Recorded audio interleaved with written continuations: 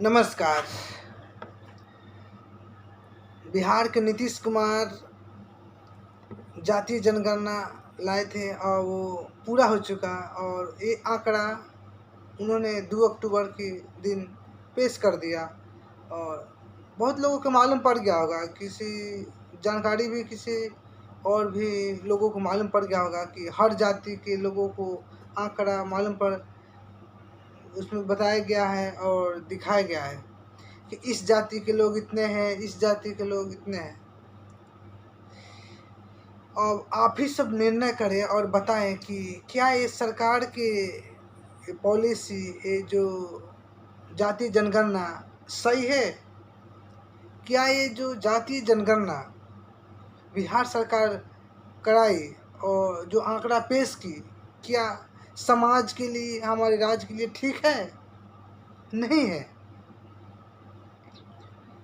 मैं युवा विद्यार्थी आम आदमी पार्टी बिहार, मैं आप सबसे जानना चाहता हूं कि आप सब क्या चाहते हैं।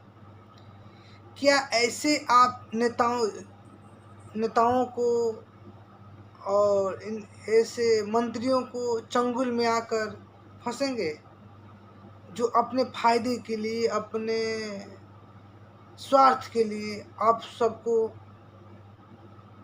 गुमराह करने की कोशिश कर रहे हैं? देख रहे हैं कि इस तरह से गुमराह किया जा रहा है।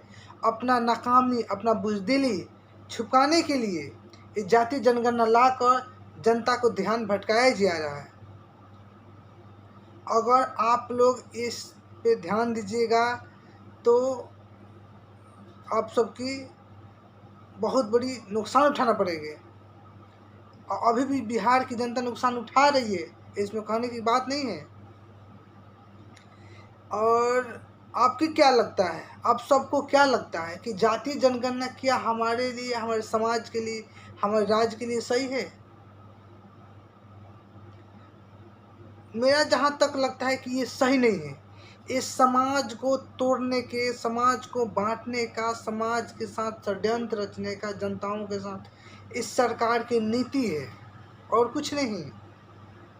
अगर आप लोग इसका साथ देंगे, समर्थन देंगे और इसको इससे अच्छा कहेंगे तो आपकी इसका खामियाजा बहुत तरीके से भुगतना पड़ेगा, समझ जाइए। इस सरकार ने जातीय जनगणना कराकर और इसका आंकड़ा पेश कर दी, ये बहुत बड़ी षड्यंत्र है। हमारे समाज के तोड़ने का सबसे बड़ा षड्यंत्र है। समाज को अलग अलग दिशा में मतलब बांटने का काम की सरकार ने। ये कितनी बड़ा दुर्भाग्य की बात है और जनता के ध्यान भटकाने की कोशिश कर रही है जाति जनगणना लाकर, कि सब कोई जाति जनगणना अपना आंकड़ा देखने में लग जाए और इन लोगों का वोट बैंक बन जाए। आप सब क्या समझते हैं, ज़रा बताइए मुझे। तो आप सब अच्छे पढ़े लिखे हैं, समझदार हैं, इंटेलिजेंट है, बुद्धिमान है, बताइए आप सब। हम तो नहीं है ना। हम जो सरकार की गलत नीति है, गलत पॉलिसी है, गलत उनकी नियम है, गलत समाज को जो दिशा देने वाला चीज़, कोई नियम चाहे कोई कदम उठाया जाता है तो उसको बताने का प्रयास करता हूँ। और मैं जहाँ तक रहता है कि जनता को गुमराह होने से, जनता को धोखा होने से हम बचाने का प्रयास करता हूँ, क्योंकि एक सच्चे युवा, एक सच्चे नेता और सच्चे देशभक्त के यही निशानी होती है कि अपने जनता को जितना हो सके बचाने का प्रयास करता है।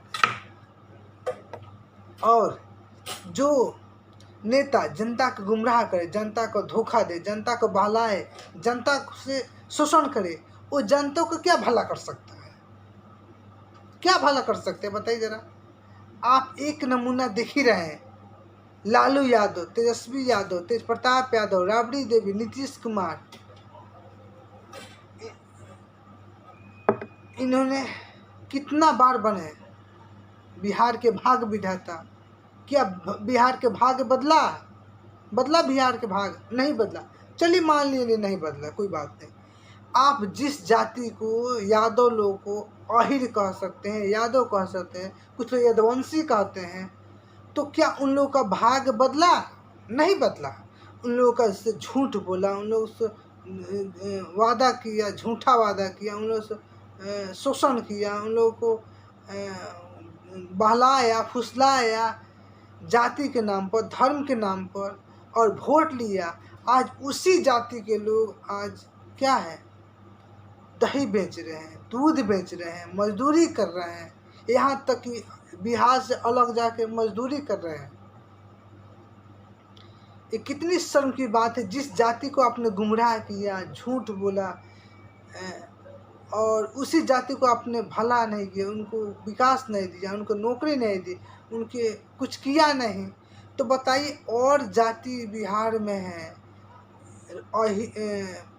मलाह है, राजपूत है, नोनिया है, पटेल है, खान है, अंसारी है, बहुत जाति और धर्म के लोग हैं, तब क्या उनको भला होगा? जब अपने जाति को खुद अंधेरे में रखा, गुमराह किया, झूठ बोला, तो बताइए अदर जाति को भला कैसे भला कर सकता है ये सरकार है।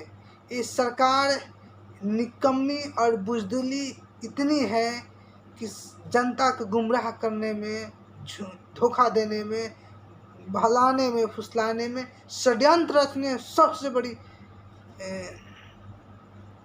आगे है।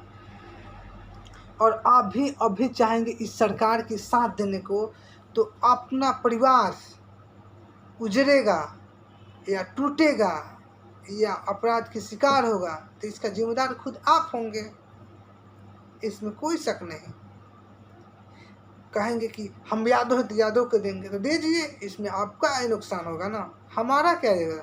हमारा काम है एक सच्चे युवा को, अपने जनता को गुमराह होने से बचाएं, धोखा होने से बचाएं और शोषण होने से बचाएं। एक सच्चे देशभक्त और सच्चे नेता की यही निशानी ही होती है कि ये झूठ बोलना, धोखा देना, लूटना, शोषण करना, अपराध के दाल में ढकेल देना, ये निशानी की नेता की। बताइए जरा, आपको क्या लगता है? आप बताइए मुझे, बताइए। आप सब इतने अच्छे जानकार हैं, तो आप क्यों नहीं बता रहे हैं? और दूसरी बात कि बिहार की ऐसा कोई भी घर नहीं होगा जो तंगी से जूझ रहा होगा, चाहे पैसे की तंगी हो या अपराध से तंगी हो या बेरोजगारी से तंगी हो, चाहे बीमारी की तंगी, किसी भी तंगी से बिहार के हर एक घर जूझ रहा है। ये सब क्या है? इस सरकार की सर नाकामी है।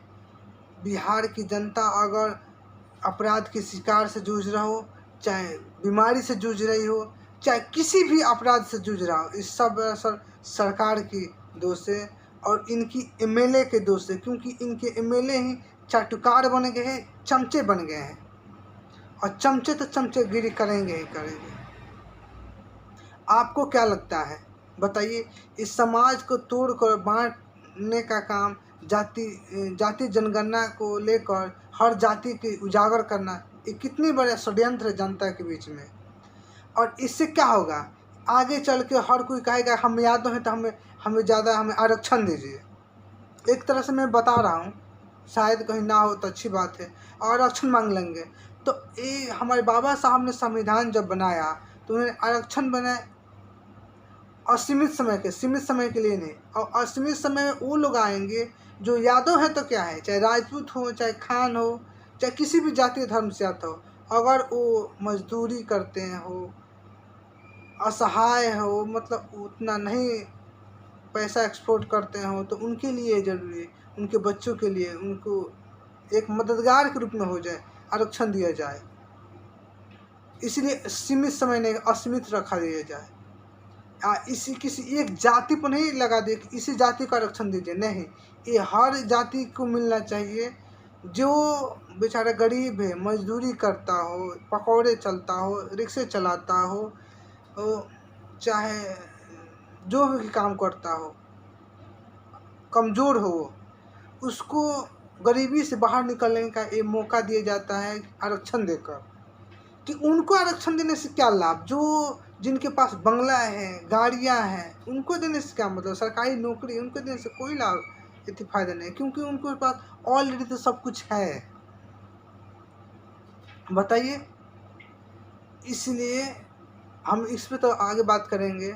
ये मुझे बिहार सरकार की इस तरह की रवैया देखकर मुझे पता है पाकिस्तान की याद आ जाती है कभी कभी, क्योंकि पाकिस्तान की आज का वहाँ के आवाम इतने लाले पड़े हैं कि क्या बताएं। वहाँ के जो कौम है, वहाँ के प्रधानमंत्री जगह जगह जाके देशों में पैसा से के लिए भीख मांग रहे हैं, पैसा के लिए मुमताज हो गए हैं, भीख मांग रहे हैं। उसी का परिणाम अब देखने को जनता पर भी मिल रहा है। जो पाकिस्तान कहता था ये हमारे आका हैं, सऊदी अरब को कहता है हमारे आका हैं, हमारे भाई है, हमारे सब कुछ समझता था सऊदी अरब को, क्राउन प्रिंस सलमान को। अब हाल ही में क्राउन प्रिंस सलमान ने उन्होंने एक बयान दिया है, बोला है कि हमारा जेल भर चुका है इन भिखारियों से, भिखारिस्तान से, इस तरह से बयान दिया है। 90% पाकिस्तान के भिखारिस्तान के लोग पब्लिक हमारा जेल भर चुके हैं। वहाँ के पासपोर्ट के पाकिस्तान के वीज़ा का रोक लगा दिए। उन्होंने कहा है कि पाकिस्तान की पब्लिक यहाँ सऊदी में आकर चोरी करती है, भीख मांगती है, क्राइम करती है, गलत काम करती है, इसीलिए सरकार ने वहाँ के रोक लगा दी। किसी भी देश के नागरिक के इस तरह के वहाँ के अगर दूसरे देश के अगर कानून या जो भी है करता है, कदम उठाता है, कहता है, तो कितनी शर्म की बात है। तो हमारे बिहार में तो ऐसा नहीं हो रहा है, लेकिन वहाँ के हालात जैसे हालात यहाँ पर कर दिया है गया बिहार में। जिस तरह पाकिस्तान में हालात है ना, वो ऐसे ही हालात बिहार में कर दिया गया। बशर्ते वो उधर है, हम इन देश अपने देश में है, वो पाकिस्तान में है तो उनका कौमे ऐसा है भीख मांगने वाला। जनता तो आई है धोखा देने का, भीख मांगने में। वहाँ के बातें छोड़िए, लेकिन वहाँ के हालात जो वहाँ के घर की हालात जिस तरह है, वैसे ही हालात बिहार की कर दिया नेताओं ने। अब बताइए ऐसे नेता और मंत्री से क्या कहेंगे जो हमारे बिहार को इस तरह से एक जनता को बहलाने के फुसलाने का षड्यंत्र रच रही है, अपना नाकामी छुपाने के लिए, अपना बुज़दिली छुपाने के लिए इस तरह से षड्यंत्र रच रही है।